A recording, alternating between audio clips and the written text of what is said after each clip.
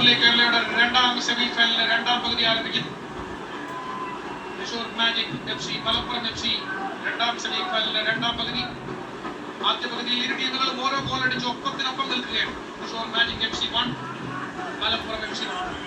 ആദ്യ പകുതിയുടെ തുടക്കത്തിൽ മാർക്കസ് ജോസഫിന്റെ ഫ്രീ കിക്കിലൂടെ തൃശൂർ മാജിക് ആണ് മുന്നിലെത്തിയതെങ്കിൽ ഇടവേളയ്ക്ക് പിരിയുന്നതിന് തൊട്ടുമുൻ അബ്ദുല്ലാഹി അൽ കോർസിയുടെ മറ്റൊരു ഉജ്ജ്വലമായ ഫ്രീ കിക്കിലൂടെ മലപ്പുറം സമനില നേടുകയാണ്.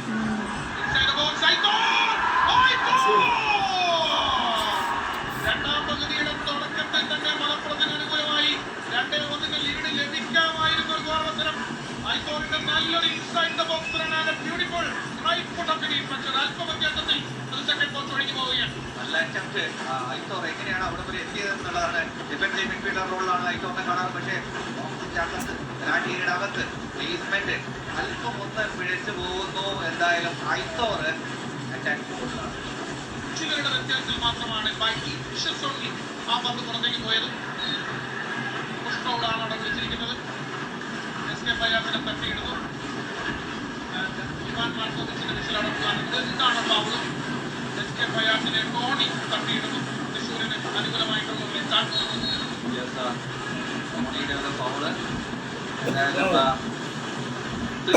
നമുക്കറിയാം. ഇപ്പോൾ സ്ക്രീനിൽ നമ്മൾ കണ്ടിരുന്നു ഇവാൻ മാർക്കോവിച്ച് അവിടെ തയ്യാറെടുക്കുന്നത് പോലെയാണ് നമുക്ക് കാണാൻ സാധിച്ചത്. എനിക്ക് ഒരു കാര്യം കൂടി ആഡ് ഓൺ ചെയ്യാനുണ്ട്.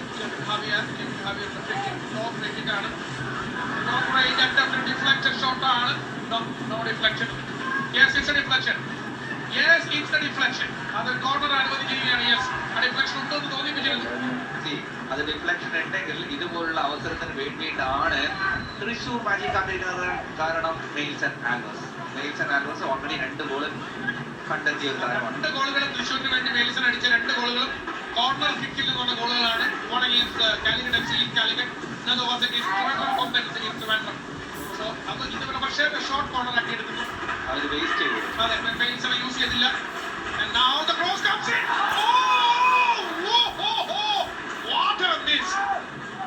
നമ്മൾ കോർണർ വേസ്റ്റ് ചെയ്തു എന്ന് പറഞ്ഞപ്പോൾ വേറൊരു പ്ലാനാണ് തൃശ്ശൂർ ഒരുക്കി വെച്ചിരുന്നത്. റൈറ്റ് വിങ്ങിൽ നിന്ന് ഉഗ്ര ക്രോസ് അകത്തേക്ക് പോയി.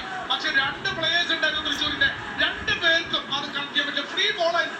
ആദ്യത്തെ മുന്നേറ്റം നിരക്കാൻ എന്തിനാണ് ആ ബോൾ ലീവ് ചെയ്തതെന്ന് മനസ്സിലാകുന്നില്ല.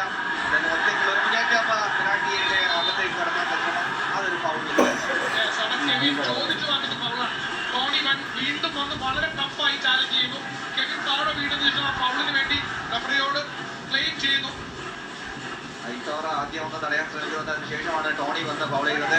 അതൊരു യെല്ലോ കാർഡ് ലഭിക്കാവുന്ന ഫൗളാണ്. അത് റഫറിയുടെ ശ്രദ്ധയിൽപ്പെട്ടോ എന്നറിയില്ല. എന്തായാലും മുന്നേറ്റം ടോണിയെ കടന്നു പോകുമ്പോഴാണ് തടഞ്ഞു നിർത്തിയത്.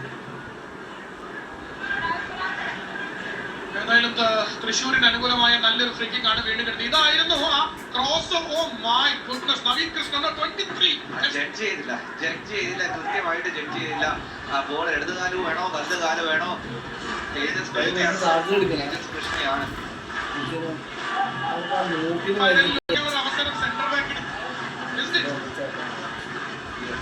നല്ലൊരു തൃശ്ശൂരിന്റെ ഫ്രീ കിക്ക്. അവിടെ എസ്കെ ഫയേഴ്സ് ഉണ്ട്, അതേപോലെ കെവിൻ ഉണ്ട്. കെവിൻ അത് കാലുകൊണ്ട് ഫ്രീ കിക്ക് എടുത്ത് നെയിൽസൺ തന്നെയാണ് പോയത് കണക്ട് ചെയ്തത്. Confusion inside the 6-yard box. Even ആ ഫ്രീ കിക്ക് പോലും നെയിൽസൺ കണക്ട് ചെയ്ത രീതി നോക്കുക.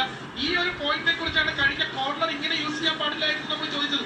കണക്ട് ചെയ്ത രീതി നോക്കുക എന്ന് പറയുന്നത് ആ രീതി പ്രത്യേകതയുണ്ട്. കാരണം ബോൾ കടന്നു പോയ ശേഷമാണ് അദ്ദേഹം അത് സ്ട്രെച്ച് ചെയ്ത് ഹെഡ് ചെയ്യുന്നത്. ഡിഫിക്കൽട്ട് ടാസ്ക് ആണ്. പക്ഷെ എന്നാലും ആ കണക്ഷൻ അദ്ദേഹത്തിന് ലഭിക്കുന്നു എന്നുള്ളതാണ്. അതാണ് ഏരിയൽ ബോൾ എതിർ ബോക്സിലേക്ക് വന്നാൽ ഒഫൻസീവ് കാര്യത്തിലാണെങ്കിൽ അവിടെയും കണക്ട് ചെയ്യും അദ്ദേഹം. അപ്പൊ ഈ ഒരു ഇദ്ദേഹത്തെ വിഷൽ കാണുമ്പോൾ അദ്ദേഹത്തിന് കോർണർ കിട്ടുമ്പോൾ അദ്ദേഹത്തിന്റെ ഏരിയൽ എബിലിറ്റി അല്ലേ നമ്മൾ യൂട്ടിലൈസ് ചെയ്യേണ്ടതാണ് ചോദ്യം തൃശ്ശൂരിനോട്. അതായിരുന്നു വേണ്ടിയിരുന്നത്. അതായിരുന്നു ആ ഷോർട്ട് കോർണർ ശ്രമം. പക്ഷെ അത് പാടി പോകുന്നു. ബട്ട് വൈ ഇതുപോലുള്ള ഒരു ബ്രില്യൻ ഹെഡർ ഉണ്ടാകുമ്പോൾ എന്തിനാണ് ഇതുപോലുള്ള വേണ്ടാത്ത ശ്രമങ്ങൾ? രണ്ടാമത്തെ ആ സംഗതി എനിക്ക് ഭയങ്കരമായി ഇഷ്ടപ്പെട്ടു. ബട്ട് വൈ എന്തായാലും മത്സരത്തിലേക്ക് മുന്നേറാനുള്ള ഒരു അവസരം നഷ്ടപ്പെടുത്തി. ആദ്യ അവസരം ലഭിച്ചിരുന്നത് ഐറ്റോറിനാണ്.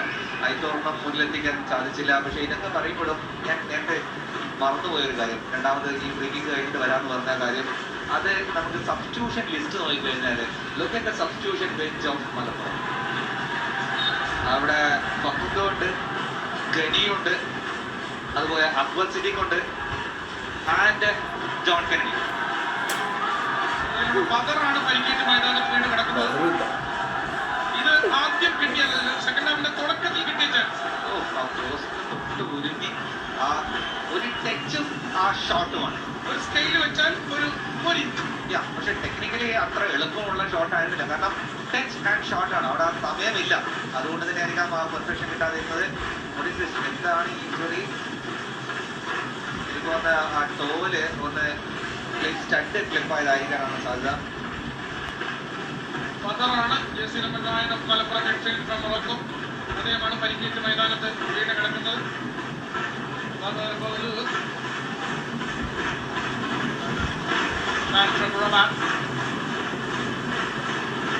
ഒന്നുകിൽ അത് ഫുട്ട് അല്ലെങ്കിൽ അത് ആംഗിൾ ഫുട്ടാവാനുള്ള സാധ്യത. കാരണം ആ ടേണിംഗ് വല്ലാത്തൊരു ടേണാണ് അവിടെ ബദർ എടുക്കാൻ ശ്രമിച്ചത്. ഒരു വല്ലാത്ത ടേൺ. ആ ടേണിൽ പ്രത്യേകിച്ച് ടർഫാണ്. അതിൽ പറ്റിപ്പോയ ഒരു തകരാറ് മുട്ടിനായിരിക്കുമോ എന്ന് ന്യായമായും സംശയിക്കണം. അൽഫോൻസിയുടെ ഗോൾ ഒരിക്കൽ കൂടെ കാണാം നമുക്ക്. അൽഫോൻസിയുടെ ഗോളിനെ പറ്റി പറയുമ്പോൾ അൽഫോൻസിയുടെ ഗോള് ഗോൾ കീപ്പർ ആദ്യം പോകുന്നത് വലതുവശത്താണ്. എന്തിനാണ് വലതുവശത്തേക്കുള്ള ഒരു മൊമെന്റ് എന്നുള്ള ഒരു ചോദ്യം അവിടെ ഉണ്ട്. എന്തിനായിരുന്നു വലതുവശത്തേക്ക് ഒരു മൊമെന്റ് എടുത്തത്? അതുകൊണ്ടാണ് അത്രയും സ്പേസ് ആ ഗോളിൽ നമുക്ക് കാണാൻ സാധിച്ചത്. തീർച്ചയായിട്ടും വളരെ കൃത്യമായ നിരീക്ഷണമാണത്. ആ ഫ്രീ കിക്ക് വരുന്ന സമയത്ത് ഒരു ചെറിയൊരു പൊടിക്ക് റൈറ്റിലേക്ക് പോയിട്ടാണ് പിന്നീട് കമാലുദ്ദീൻ നിന്ന സ്ഥലത്തേക്ക് തന്നെ തിരികെ വരുന്നത്. തീർച്ചയായും ആ പുറകിലുള്ള വിഷയം കാണുമ്പോഴാണ് നമുക്ക് കൃത്യമായിട്ട് കാണാൻ പറ്റുന്നത്. ഏതായാലും അത് കമാലുദ്ദീന്റെ ഭാഗത്തുള്ള ഒരു പിഴവായിട്ട് തന്നെ വിലയിരുത്തണം. ആ അൽഫോൻസി മലപ്പുറത്തിന് വേണ്ടി അടിച്ച സമനില ഗോൾ ചെറിയ പിഴവുണ്ട് എന്ന് നമ്മൾ ചൂണ്ടിക്കാണിച്ചെങ്കിൽ പോലും ഗോൾ ഫ്രീ കിക്ക് ഒന്നൊന്നര ഫ്രീ കിക്കാണ്. തകർപ്പൻ.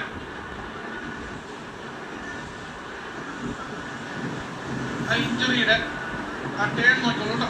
ആ ടേൺ നോക്കുക. ബദർ ഈ വലിയൊരു ടേൺ ഉണ്ട്.